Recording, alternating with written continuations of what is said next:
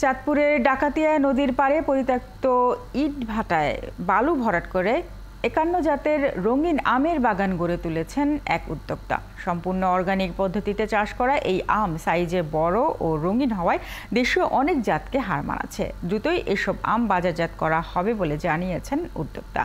আলামিন ভুঁইয়ার তথ্য ও ছবিতে প্রতিবেদন। একসময় পরিবেশ দূষিত করত এই ইটভাটা, যেখানে এখন ফলের বাগান। পরিত্যক্ত ইটভাটার ৩ একর জমিতে এই বাগানে আছে আম সহ ৫১ জাতের দেশি বিদেশি ফলের গাছ। এখন জন্ম সনদ দিয়ে খোলো বিকাশ স্টুডেন্ট অ্যাকাউন্ট। নিজের বিকাশ নিজে কর। ফল উৎপাদনের পাশাপাশি স্থানীয়দের কর্মসংস্থানে ভালো ভূমিকা রাখছে এই খামার। কাজের সুযোগ পেয়ে সংসার চালাতে পারছেন বেশ কয়েকজন যুবক। অনেক দামি দামি ভালো জাতের আম আছে। এই স্যারের আমরা এই প্রজেক্টে আছি, এর মাধ্যমে আমরা সংসার পরিবার খুব সুন্দরভাবে দিন কাটাচ্ছে। গত ৩ বছর ধরে এই শ্রমিকদের পরিচর্যায় বেড়ে উঠেছে আম সহ অন্যান্য ফলের গাছ। নিবিড় যত্নে তারা ফলাচ্ছেন সুস্বাদু আম। স্যারের এখানে যে বাগান করাতে আমাদের অনেক উপকার হয়েছে।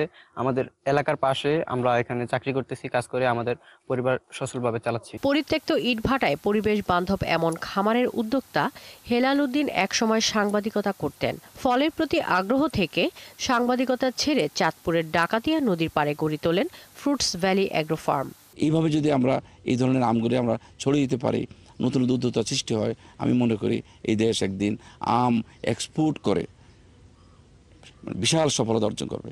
কৃষি বিভাগের সহযোগিতা আর নিরলস চেষ্টা থাকলে যে কেউ দেশি বিদেশি ফলমূলের এমন খামার তৈরিতে সফলতা আসবে বলে মনে করেন এই উদ্যোক্তা। শাকিলা শম্পা, ৭১।